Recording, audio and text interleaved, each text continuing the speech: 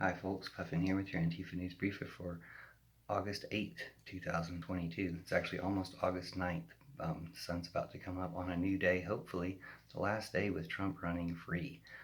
Trump is free at the moment. Trump is at large, but maybe not for long. On August 8th, make a wish. Your wish came true. The FBI finally raided Trump's house, and the process seems to be underway to arrest Trump. Now, they raided his lawyer's house or somebody else associated with him recently, and they even got into his safe. He was whining about that.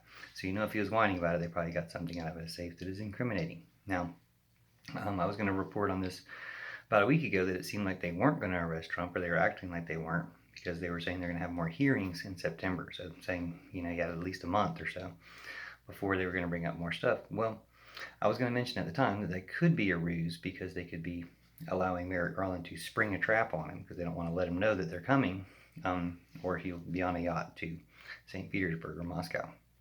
But it seems like they've started to spring that trap.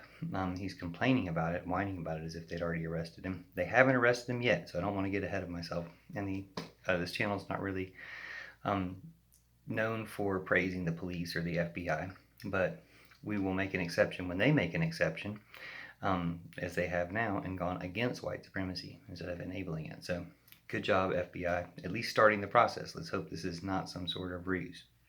Now, Trump had made the news himself, speaking out recently, saying it was a poor trade in the hostage negotiation for Brittany Griner, to free Brittany Griner. Say something about the trade, because he couldn't resist the urge to speak about the value of a black woman, because he's got a slave master mentality. So he had to come out and say something about that. But also putting all the focus on her instead of the other guy that they're trying to get free, Paul Whelan, I think his name. And I've heard his name over the years, but I've never heard what he supposedly does. Now, we know Brittany Griner plays basketball, so if they trade and let her play basketball, they're going to let the merchant of death, the people that Russia want out, sell weapons again, so it's not really a fair trade. But the focus is on her instead of the spy. But we don't seem to be that big into arresting spies.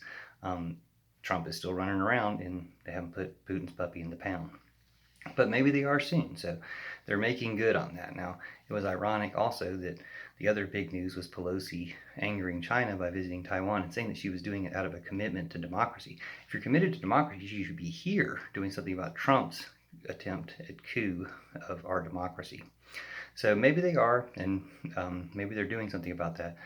But also showing hypocrisy when they say Brittany Griner shouldn't have been arrested for weed. Well, neither should 40,000 people in America, or China was holding up climate change. Well, so is Joe Manchin. So let's not be hypocrites. Let's do good.